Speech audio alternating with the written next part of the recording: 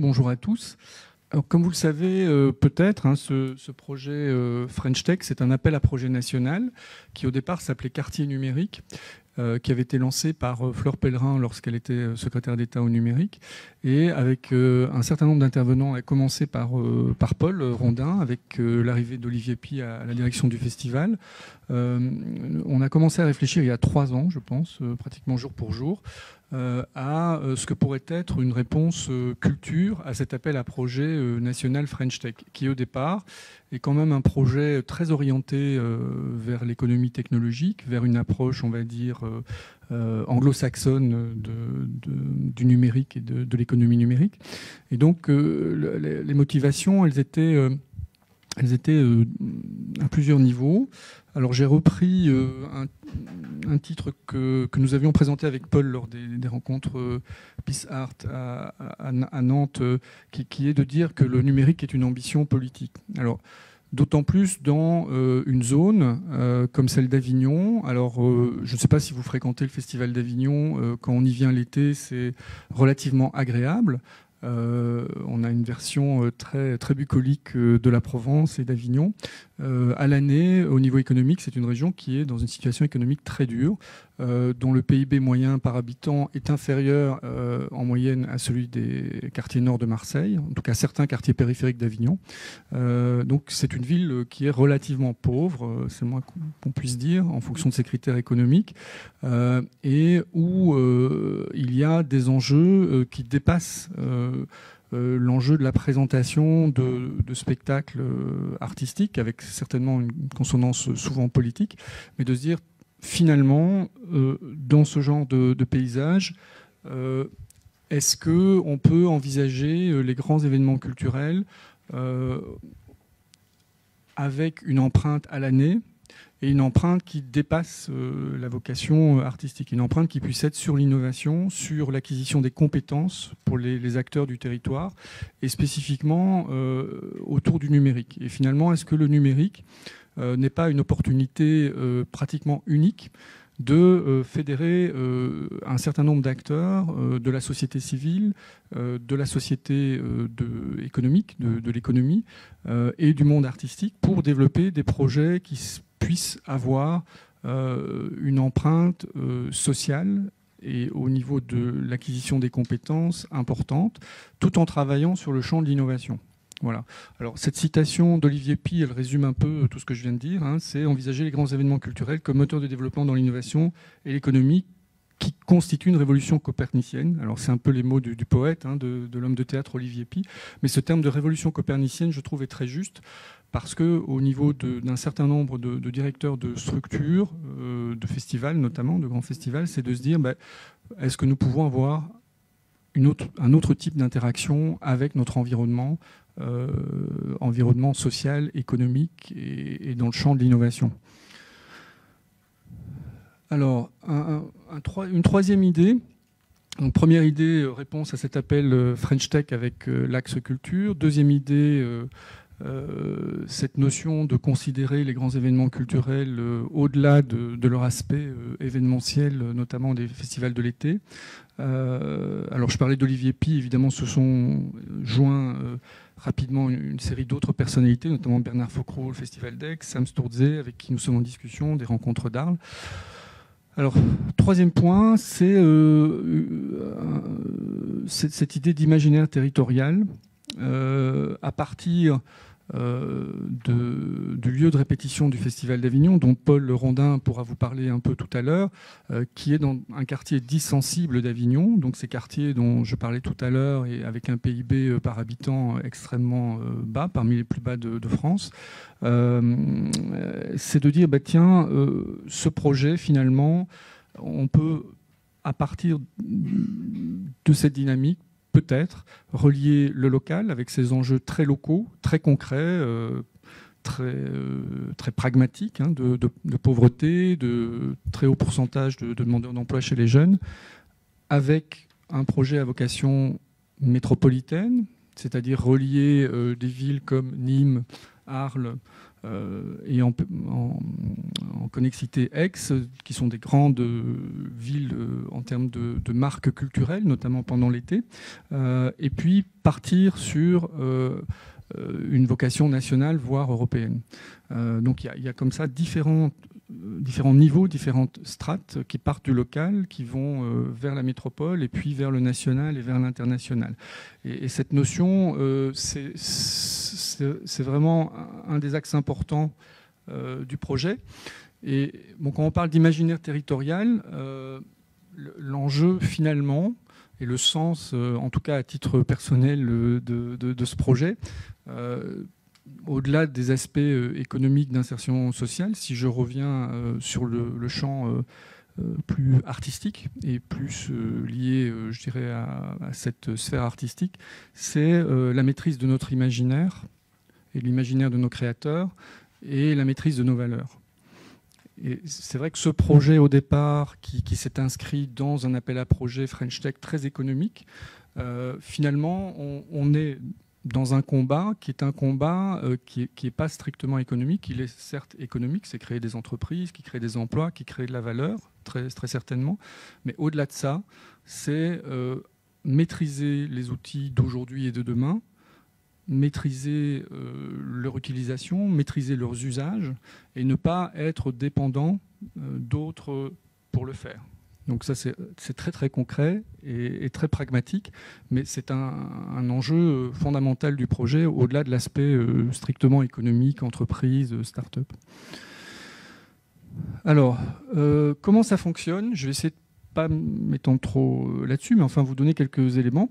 Nous avons une série d'outils que nous avons mis en place qui sont à la fois du champ associatif et du champ de l'entreprise privée, de la SAS. On a créé un concept qu'on appelle métropole diffuse, qui regroupe toute une série de villes de la Provence. Donc ça va de Apt, Luberon, Avignon, Nîmes, Arles, un certain nombre de projets avec le Festival d'Aix, comme on en parlera tout à l'heure. Et donc on est vraiment sur une métropole autour de la vallée du Rhône, qui a une spécificité que d'autres régions où j'ai travaillé avant ont également, c'est qu'elle est coincée entre des métropoles relativement importantes, Montpellier, Marseille. Et donc il y a tout un enjeu à la fois de capter les talents, les diplômés sur ce territoire, et aussi d'attirer des talents extérieurs sur ce territoire, qui aujourd'hui étant ce qu'on appelle fuite des cerveaux, un brain drain en anglais, c'est-à-dire que la plupart des diplômés quittent ce territoire pour aller vers des villes et des métropoles plus attractives. Donc ce concept de métropole qu'on appelle métropole diffuse, pour nous est assez important, et nous avons fédéré tous les acteurs de ce territoire, donc des CCI, des communautés urbaines notamment au niveau des collectivités territoriales.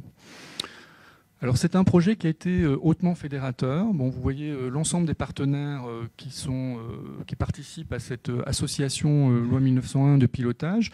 Ce qui est très particulier, c'est que vous avez un territoire qui est sur deux régions, Languedoc-Roussillon, Midi-Pyrénées maintenant, et PACA. Vous avez des acteurs de la société civile comme le Festival d'Avignon, le Festival d'Aix et l'Université d'Avignon. Et puis vous avez des acteurs de l'économie, stricto sensu. Donc vous avez ce qu'on appelle des majors, donc des grosses entreprises de l'économie numérique comme Orange, Microsoft. Vous avez ce qu'on appelle dans le jargon French Tech des tech champions. Alors c'est un peu barbare comme terme. Un tech champion, c'est une entreprise qui fait plus de 5 millions d'euros de chiffre d'affaires, donc qui est arrivée à un certain niveau de développement, de maturité. Donc on a 2 tech champions qui participent au projet, à son financement notamment. Donc il y a un écosystème d'à peu près 150 acteurs du secteur public, du secteur privé, qui se sont impliqués dans le projet et dans cette association de gouvernance loi 1901. Alors, l'objectif de cette association, c'est de porter, de piloter 2 piliers principaux. Le premier est déjà réalisé et fonctionne depuis 1 an. C'est un accélérateur de start-up. Alors, je vais vous expliquer ce que c'est, ne vous effrayez pas. Et il y en a un deuxième qui est en cours de constitution, de lancement. C'est une plateforme de formation continue aux compétences numériques. Alors là, voilà, vous avez les participants au conseil d'administration. Alors, les différents projets sur le territoire strictement avignonnais, il y en a plusieurs. Il y a un accélérateur de start-up dont on va parler. Il y a à horizon 2017-2018 un grand espace qui s'appelle Villa Créative de 2500 m² au sein de l'Université d'Avignon, qui va être un espace qu'on appelle de pré-incubation, c'est-à-dire pour pousser les étudiants de l'Université d'Avignon à créer des projets innovants. Et ils vont être accueillis, accompagnés dans cet espace pour pouvoir le faire. C'est un grand programme plan État-région avec un budget de, je pense, une vingtaine de millions d'euros. Donc c'est un projet énorme. Il y a des projets plus spécifiquement dans le champ des quartiers dont on parlait tout à l'heure, notamment un projet autour d'une structure qui s'appelle Avenir 84, qui fait de la médiation auprès des publics en décrochage, notamment dans le quartier de Montclar. Et puis, il y a ce projet de structure de formation continue, le deuxième pilier dont je parlais tout à l'heure à côté de l'accélérateur, qui va se construire autour de la Fabrica, le lieu de répétition du festival. Alors sur le territoire provençal, il y a toute une série de projets. Je ne vais pas vous les détailler. Vous connaissez ce qui se passe à Arles, où il y a une dynamique autour notamment du projet privé de la fondation Luma de Maya Hoffman. Il y a des projets à Nîmes également. Alors sur l'ensemble de cette région, il y a aujourd'hui plus de 250 millions d'euros de projets autour de la culture, autour de projets liés au tourisme,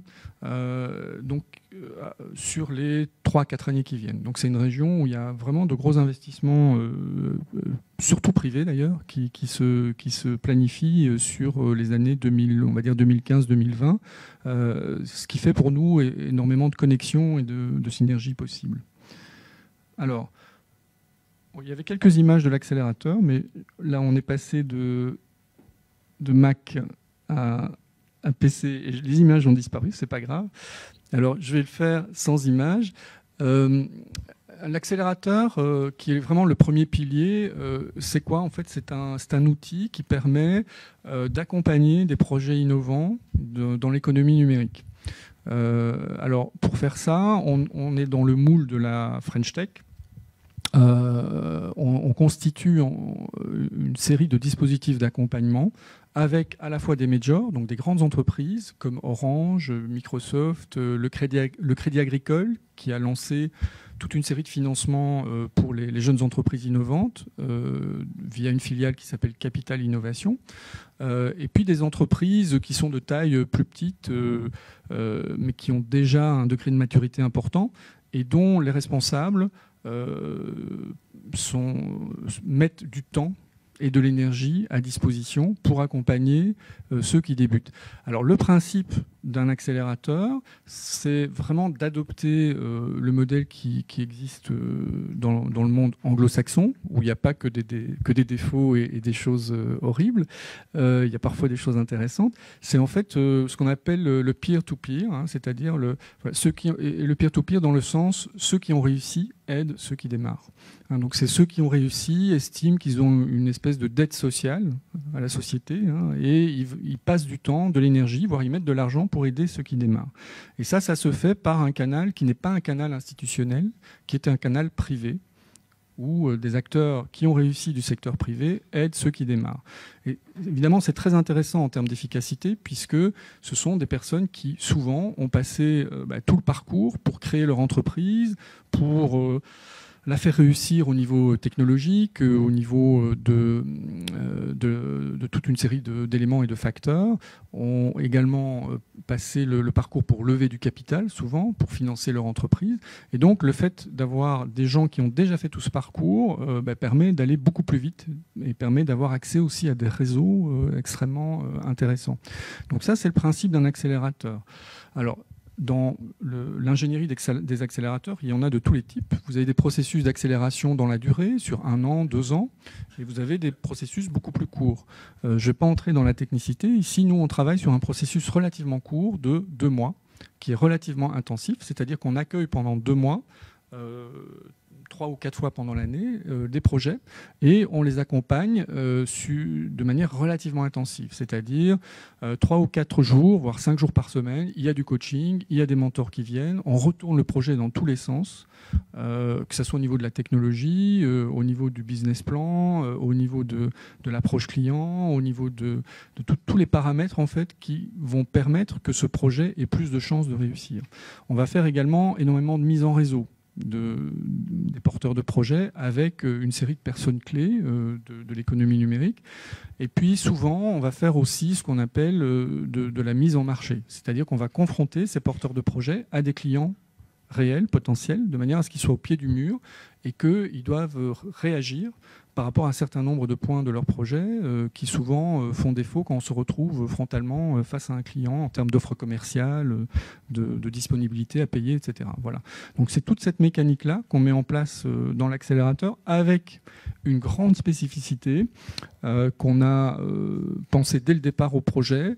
C'est en fait d'utiliser les 2 millions de spectateurs qui fréquentent les principaux festivals de la vallée du Rhône pendant l'été, qui en font de fait la capitale culturelle de l'Europe pendant quelques semaines, et l'exposition médiatique associée pour faire ce qu'on appelle un living lab en franglais, c'est-à-dire un laboratoire, un espace de test de solutions déjà existantes et déjà fiabilisées. Donc en gros, on va faire de l'accélération pendant l'année sur des projets qui sont souvent en phase de concept, de développement, pour les faire avancer plus vite sur des sessions de 2 mois. On va faire ça 3 fois pendant l'année. Et puis, pendant le mois de juillet, on va faire un living lab, c'est-à-dire qu'on va, pour les projets, les produits, les applications, les propositions qui sont déjà fonctionnelles, on va les tester sur ces 2 millions de spectateurs des festivals et on va mesurer, on va regarder comment les utilisateurs réagissent, qu'est-ce qui fonctionne, qu'est-ce qui ne fonctionne pas sur un public relativement massif. Et ça, c'est assez unique dans le domaine des accélérateurs parce qu'on est les seuls à faire ça, les seuls à tester des solutions en grandeur nature sur des publics importants avec évidemment toute la difficulté que ça comporte parce qu'on est dans une période de festival qui est très tendue où toutes les équipes sont occupées. On fait évidemment ces déploiements souvent en dernière minute, forcément, parce que les projets arrivent en dernière minute ou quelques semaines avant. Il y a une exposition médiatique énorme, puisque tous les médias sont là. Donc on est vraiment sur le fil. Mais en même temps, c'est ça qui est intéressant. Ça permet vraiment de tester dans les conditions les plus complexes les produits et les solutions. Alors, quelques exemples concrets, plutôt que de continuer à parler. Avant peut-être les exemples concrets, le deuxième pilier, la plateforme de formation continue. Je vous disais que c'est un projet sur lequel on est en train de travailler. Alors, on a commencé par l'accélérateur. Pourquoi ? Parce que pour nous, c'était très important de créer une dynamique entrepreneuriale dans cette région où il n'y en avait pas vraiment au niveau de l'économie numérique. Et donc, on a commencé par l'accélérateur qui a été lancé au Living Lab de juillet 2015, donc on en est à peine 1 an au niveau de cet accélérateur. Et la plateforme de formation continue, elle est un peu plus compliquée à mettre en place parce qu'elle s'inspire d'un centre de formation que je dirige toujours à temps partiel à Mons, en Belgique, qui s'appelle Technocité, qui est une grosse plateforme de formation continue et de gestion des compétences dans les métiers numériques. C'est une plateforme qui forme 5000 personnes par an, dont 3000 demandeurs d'emploi, avec un taux de placement des demandeurs d'emploi de 50%. Et sur toutes les filières numériques. Donc ça va de la bureautique au dernier métier du jeu vidéo et toutes les nouvelles techniques, je dirais, d'imagerie, par exemple. Et cette plateforme, elle a la particularité d'être une plateforme singulière pour tous les publics, c'est-à-dire demandeurs d'emploi, salariés, indépendants, étudiants. Et ça permet à la fois une économie d'échelle, plutôt que d'avoir 4 ou 5 centres de formation différents en silo, on a une seule structure, donc ça permet d'avoir une économie, je dirais, de moyens. Et surtout, ça permet une mixité des publics. C'est-à-dire que des demandeurs d'emploi peuvent côtoyer des entrepreneurs à la machine à café ou en classe, et ça crée un décloisonnement en fait entre les publics. Donc on veut s'inspirer de ce projet, mais ça prend un peu de temps de mettre en place ce type de structure, puisque il y a quand même beaucoup de cloisonnement en France entre les différentes subventionnant ce type public ou privé subventionnant la formation, et ça demande une ingénierie relativement particulière avec des partenaires comme la région PACA, puisque maintenant il y a des financements importants qui sont dévolus aux régions pour la formation, comme vous le savez, des partenaires comme l'AFPA, Pôle emploi notamment. Voilà. Alors, revenir sur quelques exemples concrets. Voilà, ça c'était le Living Lab l'année dernière. Alors, pour nous, c'est assez intéressant parce que voilà, c'était les start-upers de l'été dernier. Voilà, regrouper le ministre de l'économie et la ministre de la culture sur un même projet, c'est vraiment le fondement de French Tech Culture. Et voilà, on l'a fait début juillet pour le lancement officiel de French Tech Culture avec une présentation de l'ensemble des projets. Et pour nous, c'était assez illustratif de la dynamique et à nouveau du décloisonnement qu'on veut faire entre la culture et l'économie. Alors, un premier projet dont je voulais vous parler, alors il y a encore un petit problème de passage PC Mac derrière, c'est pas grave. Productaire. Productaire, c'est une société avignonnaise qui est portée par 2 jeunes avignonnais qui fait des captations par drone, mais qui est spécialisée dans des captations de bâtiments liés au patrimoine historique. Donc bâtiments UNESCO, notamment comme le Palais des Papes d'Avignon, le Pont d'Avignon. Bon, comme vous le savez, sur ce genre de bâtiment, il y a des autorisations très très pointues à demander à la direction de l'aviation civile. Et donc, eux sont spécialisés dans ce genre de projet. Donc, l'été dernier, ils ont filmé les captations pour France 2, notamment dans la cour d'honneur. Ils ont travaillé sur une interview de Thomas Ostermeyer sur le pont d'Avignon pour Arte. Donc voilà, c'est une start-up locale avignonnaise qu'on a pu amener à travailler avec une série d'interlocuteurs et de donneurs d'ordre prestigieux grâce notamment à l'appui du Festival d'Avignon. Alors un autre projet, Theater in Paris, sur lequel j'ai une vidéo d'ailleurs. Ça, c'est le projet dont on a beaucoup parlé l'été dernier, qui a créé un buzz médiatique assez important. En fait, donc, ce sont des lunettes de traduction en réalité augmentée, dont Paul pourra peut-être dire un mot tout à l'heure en tant que directeur délégué du festival sur ce que ça peut amener, je dirais, au niveau de productions comme celles qui sont données au Festival d'Avignon, avec une technologie qui a été présentée là en première mondiale sur les spectacles d'Olivier Py et d'Angelin Préjlocage dans la cour d'honneur pendant 3 semaines.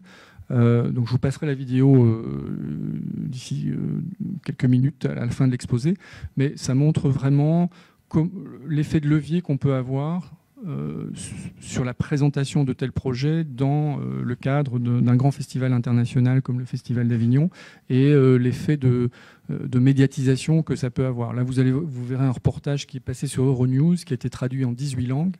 Et c'est un projet qui a fait le tour du monde, qui est allé à New York, en Asie, en Angleterre et un peu partout. Alors, Toussy en Haute-Toussy, je ne vais pas en parler plus parce que c'est Pierre Beffette qui va vous en parler tout à l'heure. C'est un projet qu'on a accéléré cet hiver et qui va être déployé dans le cadre du Living Lab dans quelques semaines et qui, pour nous, est vraiment un très très beau projet qui montre comment l'innovation digitale peut amener une valeur ajoutée dans le cadre d'un festival, mais aussi d'un territoire comportant plusieurs festivals. Alors, on travaille aussi pas mal sur des projets liés à la mobilité. Donc il y en a 2 que nous avons accompagnés en accélération. Waynote, qui est un projet dont on a beaucoup parlé ces dernières semaines, qui a remporté pas mal de prix, qui est un projet d'accompagnement vocal sur les trajets en autoroute. Vous savez que vous faites des trajets sans doute souvent en autoroute, et puis c'est très compliqué d'avoir des informations sur le patrimoine, sur les choses qu'on peut voir au niveau des trajets. Et donc là, c'est une application géolocalisée qui vous permet, en fonction de certains critères, d'avoir une série d'informations sur votre parcours. Covoiturart.com, c'est du covoiturage culturel. avec, je dirais, la spécificité de travailler avec les festivals, avec les donneurs d'ordre au niveau de leur public et du covoiturage. Alors j'ai presque terminé. On a l'année dernière travaillé un projet de robot ubiquitaire, notamment dans la cour d'honneur, avec Orange, en ayant une approche qui était plus large, je dirais, que le simple placement de produits, et qui nous a permis, notamment au niveau de l'équipe du festival, de travailler avec des enfants empêchés de se déplacer au CHU de Rennes, qui ont pu assister à 2 représentations du festival et discuter avec les équipes artistiques a posteriori. Alors on a également des projets stratégiques, je termine par ça. On en a au niveau du référencement. Vous savez que le référencement aujourd'hui, c'est sans doute la chose qu'on utilise le plus dans notre journée quotidienne. C'est à partir de mots-clés faire des recherches sur Internet. Aujourd'hui, le référencement est souvent monopolisé par des acteurs qu'on appelle GAFA, avec un modèle économique très, très particulier. Mais il y a des alternatives, notamment Quant, qui est le moteur de recherche européen, avec lequel on développe une série de projets. Donc c'est un moteur de recherche éthique qui n'utilise pas vos données personnelles cookies. On va arrêter. On a d'autres projets liés au patrimoine, à la digitalisation du patrimoine notamment, mais je vais peut-être passer la parole à Paul pour qu'il enchaîne, à Pierre, pour qu'il enchaîne sur Toussy en note Toussy avec un exemple concret de projet accéléré. Bonjour. Donc, je suis Pierre Beffette et je suis le concepteur de l'application Toussy en note Toussy qui a été accélérée par la French Tech. Et par ailleurs, je suis également gérant d'une société de production de spectacles vivants qui s'appelle Scène et Public et qui est à l'origine de ce projet d'application. En tant que producteur de spectacles privés, je produis donc des spectacles à Paris et en province, et également depuis une quinzaine d'années au Festival d'Avignon, Festival Off d'Avignon, dans un certain nombre de théâtres. Il se trouve qu'en 15 ans, j'ai pu constater, comme un certain nombre de personnes, l'évolution du Festival Off d'Avignon, qui est passé de 500 spectacles pour le mois à plus de 1400 pour l'été prochain. Il est clair que cette évolution, ce nombre de spectacles entraîne une vraie difficulté pour les spectateurs pour faire des choix, pour s'y retrouver dans les propositions artistiques qui sont faites. Il n'y a qu'à voir d'ailleurs le catalogue du Off pour s'en apercevoir. C'est une espèce d'annuaire absolument indigeste. Et on s'aperçoit que lorsque l'offre culturelle est trop importante, en fait, les spectateurs ont tendance à se réfugier, entre guillemets, vers les spectacles qu'ils connaissent. Et donc, il y a un effet contre-productif, notamment vis-à-vis de la création artistique et des jeunes créateurs qui sont présents dans le Festival Off d'Avignon et qui sont pour certains les futurs talents de demain. Par ailleurs, on s'aperçoit également que le numérique qui était, en tout cas les applications numériques qui étaient plutôt anecdotiques il y a encore quelques années dans nos modes de vie sont devenues vraiment essentielles aujourd'hui. Et je pense même que c'est un élément culturel fort pour les prochaines générations, enfin déjà pour les jeunes générations et pour les prochaines générations. Et donc, on s'est également aperçu dans le cadre du Festival d'Avignon que, pour des raisons tout à fait économiques et tout à fait compréhensibles, en fait, les spectateurs qui venaient autrefois sur le Festival Off environ une semaine ne viennent plus que de 2 ou 3 jours, ce qui a entraîné un effet tout à fait dommageable, qui était une spécificité du Festival d'Avignon, du Festival Off d'Avignon, qui était le bouche à oreille, et qui en fait a disparu. Et ce bouche à oreille, c'était vraiment un moyen pour à nouveau les créations d'émerger et de se faire connaître des spectateurs. Donc, partant de ces trois constats, on s'est dit l'année dernière qu'il fallait qu'on essaie de voir si on ne pouvait pas créer une application qui permettrait de restaurer en quelque sorte ce bouche à oreille. On a donc fait une version tout à fait bêta de Toussy en note Toussy. On l'a fait de cette manière-là parce c'était une intuition pour nous, mais on voulait savoir si c'était une réalité, si c'était un vrai besoin pour les spectateurs. On a donc fait une version qui était un peu sur le principe de TripAdvisor, c'est-à-dire qui offrait la possibilité aux spectateurs de noter et de commenter des spectacles. C'était vraiment très simple. On s'est aperçu qu'il y avait une vraie demande par rapport à ça, puisqu'on a eu plus de 4000 téléchargements dès les premiers jours du festival. Et on a donc décidé de développer un outil beaucoup plus performant, Pour ce faire, on a postulé à la French Tech d'Avignon. On a été retenu dans l'accélérateur. Cet accélérateur nous a permis, d'une part, de structurer le projet qu'on voulait mettre en place, et d'autre part, effectivement, de rencontrer un certain nombre de partenaires locaux, dont le Festival d'Avignon, qui nous a accompagnés par l'intermédiaire de Paul par ses conseils et par son soutien sur le développement de Toussi Not Toussi. Aujourd'hui, l'idée, c'est de dire que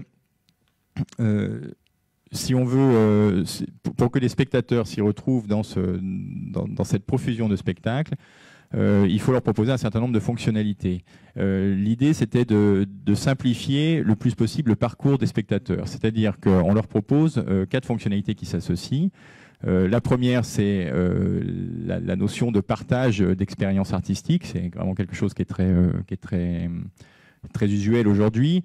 Ça permet aux spectateurs, donc, comme on le faisait sur la précédente version, de noter et de commenter les spectacles. Ensuite, on leur fait on a mis en place un système de suggestion de spectacles, donc un petit peu sur le principe d'Amazon, c'est-à-dire ceux qui ont aimé ceci ont également aimé cela. L'idée, c'est de pousser les spectateurs à découvrir des spectacles auxquels ils n'auraient pas pensé et sur lesquels il y a un lien d'affinité avec les gens qui l'ont déjà vu. On a créé une 3e fonctionnalité qui s'appelle le planning idéal. Alors pourquoi idéal? Parce qu'en fait, les spectateurs vont avoir la possibilité, au travers de tous les festivals qui sont référencés sur cette application, de créer une sorte de panier dans lequel ils mettent tous les spectacles qu'ils ont envie de voir, et nous, on s'occupe d'organiser automatiquement leur emploi du temps en fonction du jour où ils arrivent, du jour où ils partent, du nombre de spectacles qu'ils veulent voir par jour, et en tenant compte, bien entendu, des durées des spectacles et des données de géolocalisation. Et puis ensuite, un outil qui est un petit peu annexe, qui est un outil de billetterie en ligne basique qui permet aux spectateurs d'acheter directement leur billetterie. Donc l'idée, c'est vraiment de fluidifier le parcours du spectateur.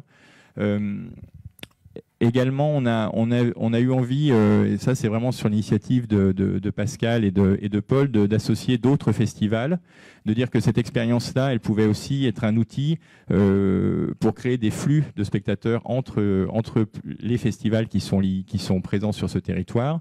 On a donc associé pour cette première année, parce qu'on est vraiment en Living Lab, comme le disait Pascal, sur le festival de cet été, on a associé donc le Festival d'Avignon, bien évidemment, le Festival des Sud à Arles, qui est un festival de musique du monde, le Festival Résonance, qui est un festival d'électro, le Festival Villeneuve-en-Seine, qui est un festival de théâtre, et puis un certain nombre de spectacles du Festival Off d'Avignon. L'idée, c'est de voir si, on crée des flux de public au niveau territorial, et d'autre part, si on crée des flux de public entre différentes esthétiques. Peut-être que le plus simple, c'est que je vous fasse une démonstration de cette application.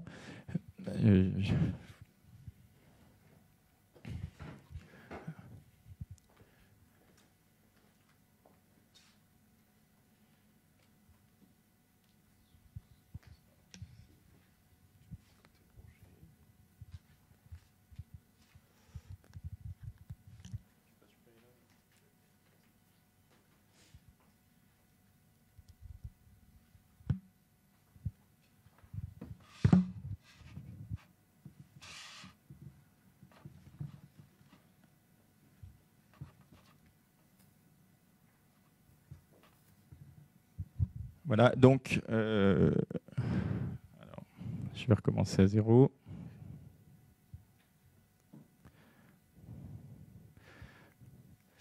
Donc, lorsque vous arrivez sur l'application, vous avez une première page qui présente donc les festivals qui sont associés. Vous avez donc le Festival d'Avignon, le Résonance Villeneuve-en-Seine, les Sudars, les Avignon Off. On s'est limité à ces territoires-là parce que c'était déjà assez vaste, et puis on avait également ça posait des problèmes de géolocalisation si on allait sur un territoire plus vaste, notamment de comparatif de trajet, ce qui n'était pas prévu. Donc on est resté sur un territoire assez réduit. Donc à partir de là, vous allez pouvoir sélectionner les spectacles, les festivals pour lesquels vous avez envie de voir des spectacles. Par exemple, si on va sur le Festival d'Avignon, vous avez donc la liste de tous les spectacles. Par spectacle, vous avez un certain nombre d'informations, donc le lieu, la jauge, les représentations. Vous avez également un résumé, la possibilité également de rajouter de la presse, un certain nombre d'éléments qui vous permettent de vous faire une idée du spectacle. Voilà, donc vous avez tous les lieux là qui sont référencés. Quand vous revenez, donc ça on l'a fait pour tous les festivals. Ensuite, suivant les festivals, en fait, on a des critères de classement, donc qui sont différents en fonction de chaque festival. On va prendre par exemple le cas du festival Off d'Avignon. Donc là, on a créé 3 types de classements. On a un classement par note et par votant. Bon, ça, c'est un peu les classements standards. On s'est aperçu qu'ils n'étaient pas tout à fait pertinents parce que par note, ça avait un peu tendance à favoriser les spectacles qui avaient peu de notes, puisqu'il suffisait d'avoir une personne qui mette 5 pour être en haut de la liste. Et puis par nombre de votants, ça favorisait plutôt les grosses salles, ce qui nous paraissait un peu, enfin pas très intéressant pour les jeunes compagnies qui émergent. On a donc créé un 3e classement qui en fait tient compte des 2 premiers et qui également tient compte des jauges et du nombre de représentations. Vous avez la possibilité aussi d'avoir accès à un classement, alors lui pour le coup vraiment en liste, c'est-à-dire par lieu ou par catégorie. Lorsque vous allez sur un spectacle, donc on retrouve, ça c'est similaire à tous les spectacles, c'est-à-dire que vous avez toujours la possibilité d'avoir des informations dessus, résumé, notes d'intention, etc. Et puis, l'idée, c'est qu'en fait, vous allez sélectionner ces spectacles, et les mettre dans un panier en fonction des ordres de priorité que vous leur attribuez. Par exemple, je veux absolument le voir ou pourquoi pas. Vous allez créer en fait ce panier commun, donc qui est vraiment, vous pouvez aller sur n'importe quel festival et sélectionner les spectacles et les mettre. Et ensuite, à partir de vous allez donc créer ce qu'on appelle mon festival, on le voit en bas, donc c'est tout ce que vous avez sélectionné. Et nous organisons votre emploi du temps. C'est-à-dire que lorsque vous inscrivez pour la première fois, vous allez... Alors, est-ce qu'on y a accès? Voilà, vous allez paramétrer votre planning, dire le jour où vous arrivez, le jour où vous partez, le nombre de spectacles que vous avez envie de voir, le temps que vous voulez avoir avant chaque représentation pour aller retirer vos places, par exemple. Et nous, on va l'organiser automatiquement. L'idée, c'est que c'est une fonction qui se rafraîchit automatiquement. Dès que vous changez un spectacle, on recalcule votre emploi du temps. Vous n'avez plus à vous embêter à essayer de voir combien de temps il vous faut pour aller d'un endroit à l'autre. Bien entendu, toutes ces données sont géolocalisées. Quand vous appuyez sur le petit bouton Google, vous avez accès au trajet pour aller d'un endroit à l'autre. Vous pouvez également rajouter des rendez-vous, par exemple, si vous avez si vous souhaitez je sais pas, un déjeuner, un rendez-vous, n'importe quoi, vous pouvez le rajouter et ça recalcule à nouveau automatiquement votre emploi du temps. En fait, c'est vraiment un outil qui est mis à jour tout le temps et qui vous évite d'avoir à vous préoccuper de ça. Les dernières fonctionnalités que vous avez aussi, c'est que si vous avez acheté vos spectacles, eh bien vous pouvez tout à fait les verrouiller pour éviter qu'ils changent, si vous avez déjà acheté vos places. Donc comme ça, c'est calé une bonne fois pour toutes. Et puis donc la dernière chose, c'est... alors là, je ne vais pas pouvoir vous le montrer parce qu'on ne le met à jour que demain, c'est que vous avez un site donc de billetterie en ligne, vous pouvez acheter vos billets, vous pouvez retirer vos festivals, enfin si vous décidez de supprimer le spectacle, vous pouvez, et puis noter, commenter ce spectacle. Voilà, en gros, le projet qu'on va tester cet été.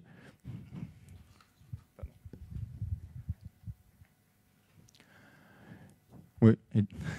Est-ce qu'il y a des questions? Attendez, je vous apporte le micro. Est-ce que vous pouvez vous présenter avant de poser la question? Merci. Alors, Nathalie Delmasso du Théâtre Massalia à Marseille. Non, c'est juste, vous n'avez pas parlé. Tout ça, c'est possible de le partager sur les réseaux sociaux? Ah oui, bien sûr, oui. Je ne l'ai pas montré, il y a un petit lien Facebook, Twitter, etc.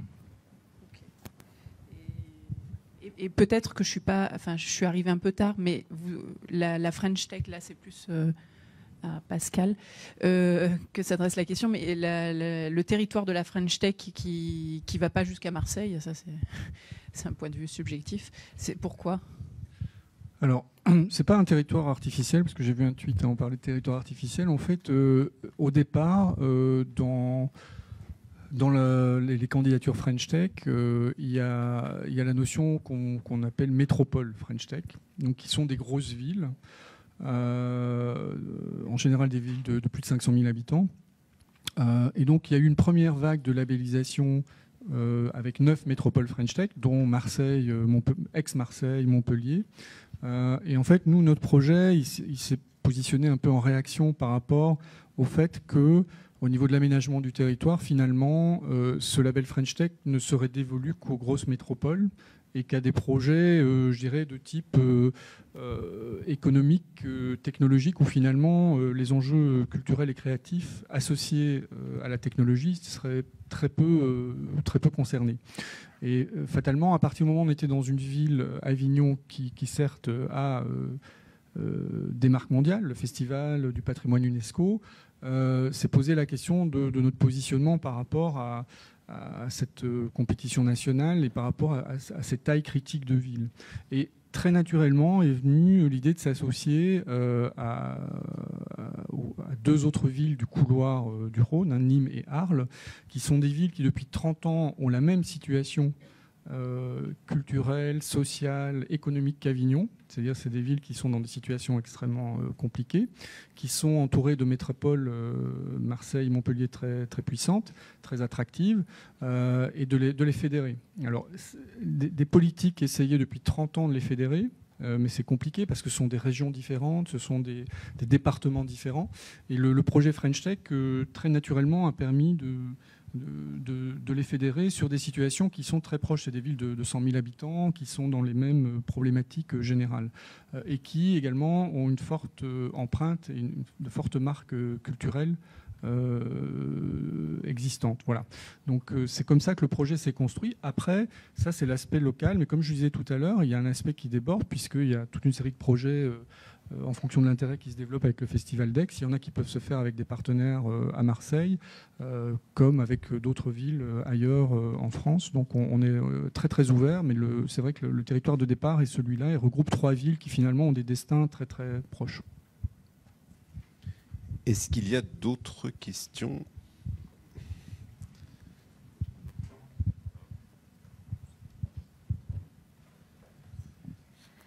Bonjour, Sabine Tréguet de la compagnie Théâtre du Théâtre Sans Toi. J'avais une question par rapport à l'application Toussi Arnaud Toussi.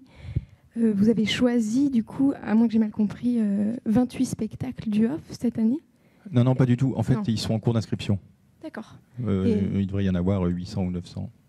D'accord. Donc l'idée pour vous à terme, c'est de les mettre tous ou de faire une sélection ici ? Ah non, nous on sélectionne rien. C'est vraiment ce sont les producteurs qui inscrivent leurs spectacles ou les festivals, leur programmation quand il y a une direction artistique commune à l'ensemble des représentations.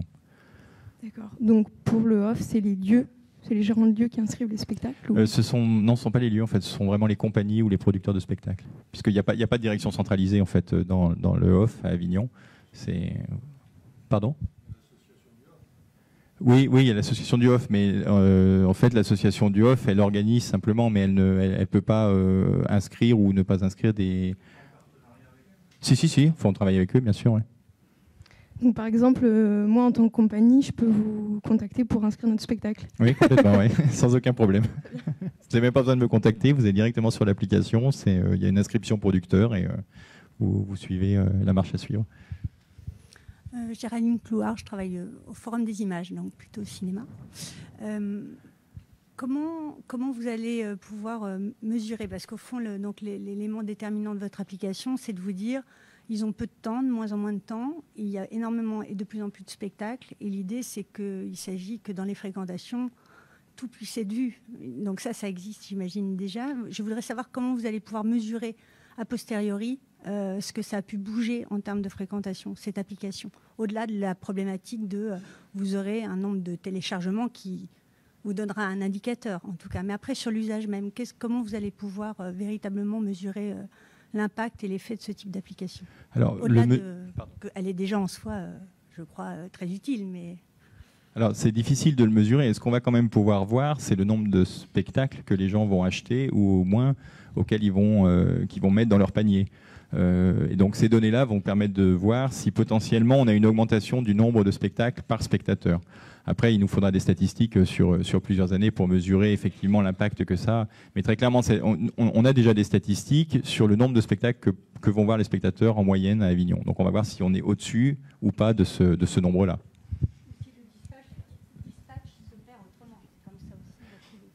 Ouais, après, il faudra faire des études sur le terrain, mais c'est ce qu'on va faire dans le cadre du Living Lag. Notamment, il est question qu'on travaille avec l'Université d'Avignon là-dessus pour avoir un retour utilisateur sur sur précisément la pertinence de cette application. Très bien. Est-ce qu'il y a d'autres questions? Oui. Alors, on va attendre le micro. Juste votre business model. Donc, une question sur le business model. Alors ça, le business model, pour l'instant, il est encore un petit peu mystérieux. Non, en gros, il y a plusieurs possibilités par rapport à ce type d'application. La première, c'est qu'on a quand même un site de billetterie sur lequel on va prendre une commission sur les billets vendus. Donc ça, c'est une source directe de rentrée d'argent. La deuxième chose, c'est qu'en fait, c'est une application qu'on peut tout à fait raisonner en termes touristiques.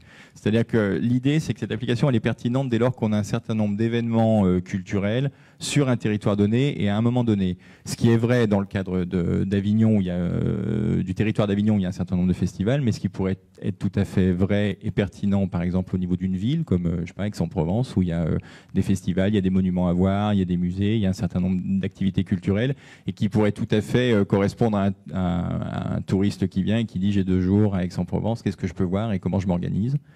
L'idée, c'est quand même que l'année prochaine, on développe cette application sur tout le territoire de la Bretagne, parce que c'est un territoire qui a une très forte densité en termes de festivals, un peu comme PACA, et d'essayer de dire aux gens, en gros, vous arrivez, qu'est-ce qu'il y a de possible dans un rayon de 20 km, 30 km, 40 km. La dernière chose, c'est également l'utilisation des données des spectateurs, puisque ça, alors aujourd'hui, c'est quelque chose qui est très compliqué à évaluer, parce qu'on sait qu'il y a il y a une forte demande sur l'exploitation des données. En même temps, il y a aujourd'hui une vraie réponse de la CNIL et de la Commission européenne sur la protection de la vie privée. Qu'est-ce qui va être, quelle utilisation on va pouvoir faire de ces données, on ne le sait pas encore, mais je pense qu'à des fins statistiques, ça peut être tout à fait intéressant. Certainement pour affiner une question de recommandation de spectacle, parce que quand même aujourd'hui, il y a une étude qui a été faite par l'Université d'Avignon qui travaille sur les publics des festivals depuis une quinzaine d'années, et qui se sont aperçus que aujourd'hui, je crois que c'est 88% des spectateurs souhaitent avoir des recommandations de spectacle avant un acte d'achat de billets. Donc c'est quelque chose d'absolument énorme. Et donc l'idée, ce serait d'utiliser aussi ces données pour faire de la recommandation pertinente. Alors la recommandation pertinente, c'est toujours un petit peu compliqué. Je ne vais pas trop m'étendre là-dessus parce que c'est un sujet passionnant mais qui nous sort un petit peu. Mais c'est juste que recommander des aspirateurs, c'est facile. Vous avez aimé tel type d'aspirateur, vous aimerez celui-ci. Recommander des spectacles, c'est un petit peu plus compliqué. Et donc, notamment sur notre application, vous avez un espace personnel où vous pouvez mettre des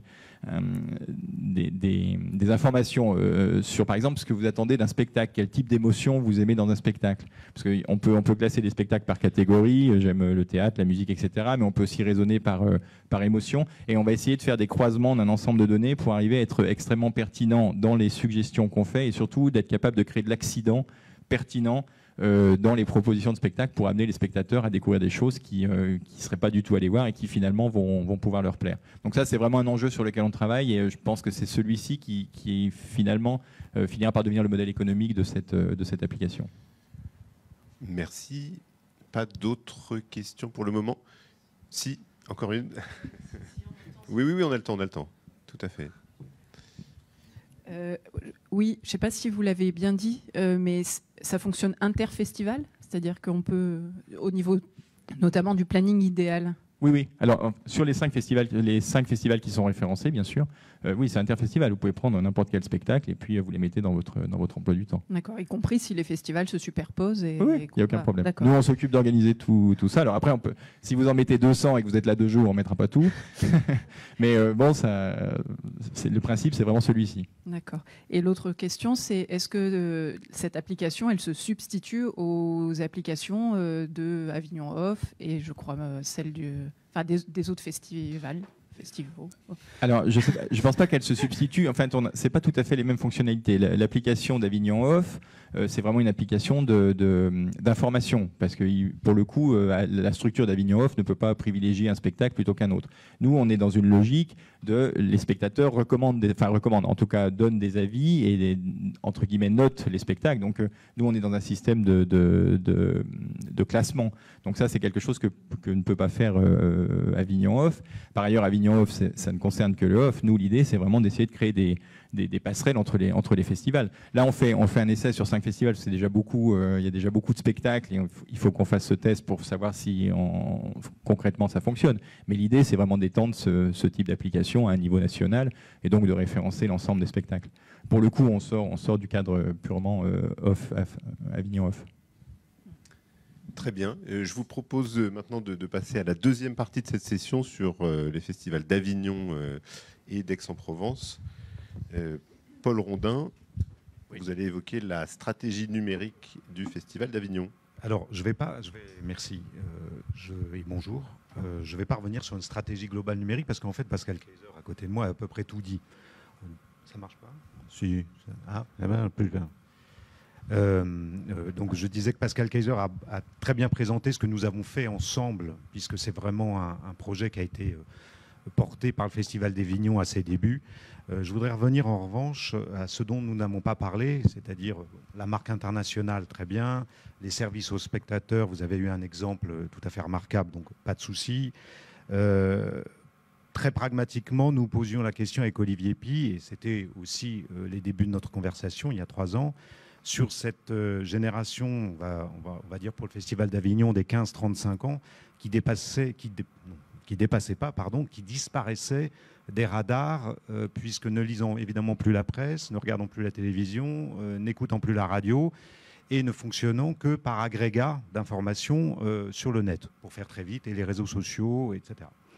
On se disait, mais au fond, comment, à part ceux qui sont déjà des inclus culturels, parce que pratiquant le théâtre ou la danse, parce que ayant des parents et une éducation qui leur permettent de devenir festivaliers très jeunes, comment nous allions pouvoir nous adresser simplement à cette génération-là. Donc je ne sais pas si c'est une stratégie, c'est une question. Simplement, c'est une question que j'imagine que vous posez tous. Et puis en creusant un peu, le Festival d'Avignon, comme vous le savez peut-être ou pas, qui était une chose, un événement comme ça, international, qui naissait au début juillet, qui se refermait fin juillet, c'est sédentarisé en quelque sorte, puisque c'est ouvert dans les quartiers Montclar et Champfleury dont parlait Pascal, ce qu'on appelle la Fabrica, qui a atteint un gigantesque établissement qui est sorti de terre il y a 3 ans, pour répéter essentiellement, puisqu'il est aux dimensions de la cour d'honneur, etc., etc. Il nous est apparu assez vite qu'il était gênant, et je le dis avec légèreté, mais en plein quartier, donc plus pauvre que les quartiers nord de Marseille, d'avoir cet équipement sublime, alors que le centre social de l'autre côté de la rue, et ça n'est pas une image, était fermé, faute de moyens. Donc évidemment, il était obligatoire que ce ne soit pas un blocos artistique, mais que évidemment il soit au service du territoire et des populations présentes qui ne vont non seulement pas au festival, vous pouvez l'imaginer, mais qui ne vont même pas en centre-ville. On parle là de gens qui vivent quasi en vase clos et qui vont avenue de la République, qui est l'artère principale de toutes les villes de province, avec les mêmes marques, les mêmes réseaux de marques, etc., les mêmes punk à chiens, enfin bref, ce que vous imaginez très bien. Si vous voulez, le Festival d'Avignon, c'est Jean Vilar, c'est de l'éducation populaire. Donc on est reparti simplement de cette base-là, et on s'est dit comment, à un moment donné, cette révolution numérique, on ne fait pas simplement que la subir ou l'admirer, mais on devient acteur. Puisque nous autres ici, nous sommes parfaitement inclus dans cette affaire-là, on est très admiratifs, et on se dit toujours que grâce à ces outils, on va faire de la démocratisation culturelle, des relations avec le public, toute cette sorte de choses. Mais au fond, on va à nouveau utiliser des outils pensés par d'autres, et puis on va faire en sorte que des populations viennent prendre plaisir à ce que nous produisons, et toujours dans ce même rapport du haut vers le bas. Et évidemment, cette révolution numérique, ce qu'elle nous apprend tous, c'est qu'il y a une verticalité qui est devenue totalement horizontale et qu'on peut désormais être côte à côte, sans rien perdre. C'est-à-dire que, oui, je défends l'excellence du théâtre international, il n'empêche qu'à côté de moi, je peux travailler avec, non pas que tu sois pas un représentant de l'excellence internationale aussi, mais avec des spectacles day-off, et donc des choses en train de naître, fragiles, etc., etc. Et que aussi, ça interroge notre relation à l'éducation populaire et à la culture populaire. C'est passionnant parce que, une fois encore, où on l'a subi, Et on est mal placé pour le dire, nous, ici, mais la population dont on parle, dans les quartiers d'Avignon, et c'est pareil dans à peu près tous les quartiers, elle subit absolument cette puissance numérique-là. Soit on se met au service des GAFA, pour faire très vite là aussi, soit à un moment donné, on se dit, il y a des alternatives. Et il nous semblait, en tant que Festival d'Avignon, qui sommes une structure à la fois publique et privée, puisque c'est 52% d'argent public, mais c'est quand même 48% de recettes propres, le Festival d'Avignon. Et puis, je vous le disais, avec une matrice qui est celle de Jean Villard, qui est 47, avec un front républicain, et qui est l'éducation populaire, les CMA, etc., etc., etc. Comment on pouvait mettre ça ensemble et trouver un accord entre des nouvelles technologies très éloignées du plateau, très éloignées de l'incarnation du théâtre ou de la danse ou de la musique, comment on pouvait faire que ce soit aussi au service de ces populations-là. Donc on n'a pas été vers eux avec un produit ou avec l'envie de leur montrer ce que nous faisions, mais au contraire de leur dire « venez, regardez-vous, venez nous apporter votre regard et venez nous expliquer comment vous voyez ce que nous produisons. » C'est assez confortable parce que, comme Jérôme à côté de moi, nous sommes des festivals, donc nous n'avons rien à vendre toute l'année. Donc on peut inventer cette forme d'institution qui n'est pas vendeuse de tickets entre septembre et juin, et qui peut se permettre de faire des tentatives, de proposer autre chose que ce rapport de client à vendeur. Donc assez rapidement, on n'a pas inventé ni la poudre ni la roue. Hein. On s'est dit quel est l'outil le plus évident, c'est la web TV. Donc on a embauché des journalistes professionnels évidemment, et puis on a commencé à démarcher des collèges, des lycées, mais aussi des jeunes adultes qui étaient qui tiennent les murs, en gros, dans les quartiers. Et on leur a dit, venez produire des 3 minutes, des documentaires. Ces documentaires-là, évidemment, ils seront visibles ensuite sur le site du festival, mais ils seront aussi visibles sur d'autres sites qui reprennent ces 3 minutes. Et puis, au fond, ils seront visibles partout dans le monde. On a aussi fait un partenariat avec Wikimedia pour si vous voulez, bien montrer que la révolution numérique internationale, elle n'était pas un fantasme, qu'elle était que n'importe qui pouvait l'attraper et s'en faire l'acteur. De fait, ça a amené ces publics-là dans nos salles, puisqu'on leur a mis entre les mains la responsabilité de voir le spectacle, mais ensuite d'interviewer l'artiste, les artistes, et puis aussi d'interviewer les techniciens, enfin tous les métiers du spectacle. Mais le seul fait de ne pas leur dire, bon allez, venez voir un spectacle, le prof vous a dit, ou l'assistant social, ou que sais-je, vous a dit d'aller voir un spectacle, parce que c'est bien la culture. Vous savez très bien, tout le monde s'astique l'iPhone pendant 2h30 de spectacle, parce qu'au fond, on ne voit pas bien pourquoi on est là, on n'a pas été forcément formé, pardonnez-moi l'expression, elle n'était pas très heureuse. Mais en même temps, elle est assez parlante. Là, tout d'un coup, ils avaient une responsabilité. Et voir des mômes de 15 ans ou de 20 ans, parce qu'ils peuvent être perdus pareil, qui tout d'un coup vont au spectacle en se disant « Waouh, il faut vraiment que j'écoute, que je vois, j'ai le droit d'aimer ou de ne pas aimer, mais qu'après, j'aille rencontrer ceux qui ont fait cette chose-là. » Donc déjà, ça impose un respect mutuel. Il y en a un qui va aller voir l'autre qui vient de produire un spectacle, et l'autre qui se dit quand même, celui-ci va me juger au moyen d'un petit documentaire de 3 minutes.